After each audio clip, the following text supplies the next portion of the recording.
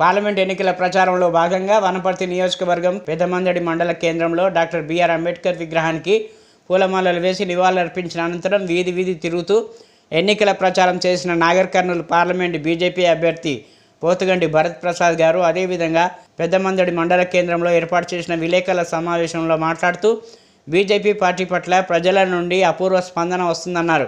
సామాన్య ప్రజలకు సంక్షేమమే ధ్యేయంగా పనిచేసే ఏకైక పార్టీ బీజేపీ. అందులో భాగంగా వచ్చే 5 సంవత్సరాలు ఉచిత రేషన్ మోడీ ప్రభుత్వం ఇస్తుందన్నారు. దేశవ్యాప్తంగా 400కు పైగా ఎంపీలు గెలిచే స్థానాల్లో నాగర్ కర్నూలు పార్లమెంట్ నియోజకవర్గం 2 లక్షలకు పైగా మెజార్టీతో గెలుపు ఉంటుందని అన్నారు. నమస్కారం. ఈరోజు నాగర్ కర్నూలు పార్లమెంట్ బీజేపీ అభ్యర్థిగా నన్ను ప్రకటించిన తర్వాత కాన్స్టిట్యున్సీ మీటింగ్స్ తర్వాత మండలాల వారీగా ప్రచార కార్యక్రమం ప్రారంభించాము. ఈరోజు ఉద్దారం గండి ఆంజనేయ స్వామి గారి దర్శనం చేసుకొని ఆ తర్వాత ఈదుట్ల తర్వాత అంతరం ఈ అంకురం అన్ని విలేజ్ కూడా మేము వెళ్ళి 3 మండలాలు కవర్ చేస్తూ ఈరోజు పెద్దమందడి గ్రామానికి రావడం జరిగింది. వనపర్తి కాన్స్టిట్యున్సీలో పెద్దమందడి మండలం చాలా పెద్ద మండలం.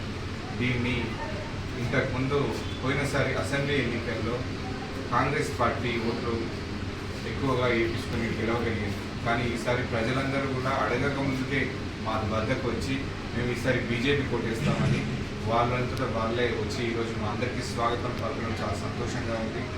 ప్రపంచంలో బహుశా ఏ నాయకుడికి దక్కని గౌరవం నరేంద్ర మోడీ గారికి దక్కిందని భావిస్తున్నాను. వనపర్తి ప్రజల చిరకాల వంచైన రైల్వే లైన్ తేవడంలో ప్రస్తుత ఎంపీ రాములు గారే, మా తండ్రి గారైన రాములు గారి పాత్ర ఎంతైనా ఉంది. ఆయన కృషి వల్లనే ఈరోజు సర్వే కోసం 9 కోట్ల రూపాయలు కేంద్ర ప్రభుత్వం శాంక్షన్ చేయడం జరిగింది.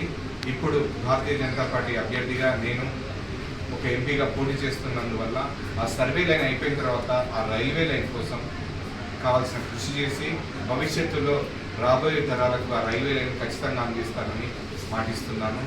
అదేవిధంగా కొల్లాపూర్లో ఫుడ్ ప్రాసెసింగ్ ఇండస్ట్రీస్ కోసం యువతకు ఉపాధి అవకాశాలు కల్పించడం కోసం ఈరోజు నాగర్ కర్నూలు పార్లమెంట్లో యువతకు ఉపాధి కల్పించడానికి ఎటువంటి అవకాశాలు లేవు. నిరుద్యోగ యువకులకు నిరుద్యోగ వృత్తి ఇస్తున్నారు, కానీ ఆ వృత్తి ఇవ్వలేకపోయారు. ప్రభుత్వాలన్నీ కూడా యువతను పట్టించుకోలేదు. ఉద్యోగ అవకాశాలు ఇస్తానని చెప్పి నోటిఫికేషన్లు ఇచ్చి వాటిని పేపర్లు లీక్ చేసినాయి. తర్వాత అధికారుల పైన ఎటువంటి చర్యలు తీసుకోలేదు.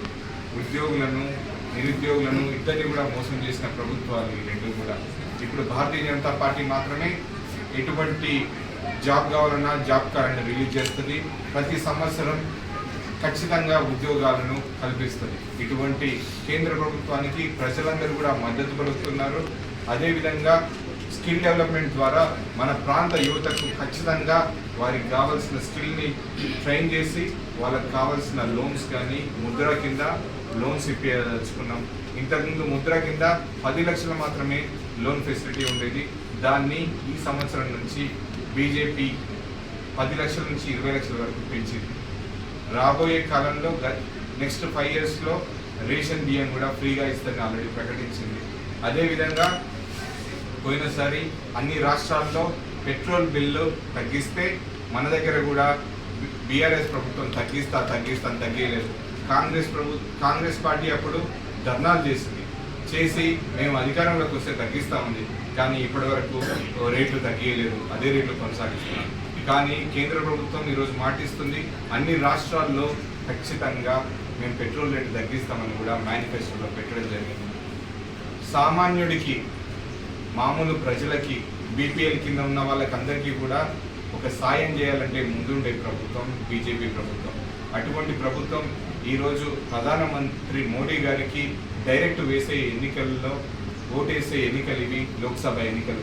ఇటువంటి ఎన్నికల్లో భారతీయ జనతా పార్టీని గెలిపించాలని ప్రజలందరినీ కోరుకుంటూ, ప్రజలందరూ కూడా ప్రతి దగ్గర అన్ని కాన్స్టిట్యున్సీస్లో 7 కాన్స్టిట్యున్సీలో ఆల్రెడీ పర్యటించడం జరిగింది. అందరూ కూడా చాలా సుముఖంగా ఉన్నారు. అన్ని పార్టీల వారు ఈరోజు పార్టీలకు అతీతంగా ఒక నాయకుడు, విశ్వానికి గురు నరేంద్ర మోడీ గారు వస్తే బాగుంటుందని ప్రజలందరూ కోరుకుంటున్నారు. అటువంటి సమయంలో ప్రజలందరికీ మరొకసారి విజ్ఞప్తి చేస్తున్నాను, ఈసారి 400 సీట్లలో నాగర్ కర్నూలు పక్కగా ఉండాలంటే మీరందరూ కూడా చైతన్యవంతులు కావాలి. ఈ 7 నియోజకవర్గాల్లో ఎమ్మెల్యే లేదని మీరందరూ కూడా అంటున్నారు. కానీ 2019లో ఒకే ఒక ఎమ్మెల్యే ఉన్న భారతీయ జనతా పార్టీ 4 లోక్సభ సీట్లను గెలుచుకుంది.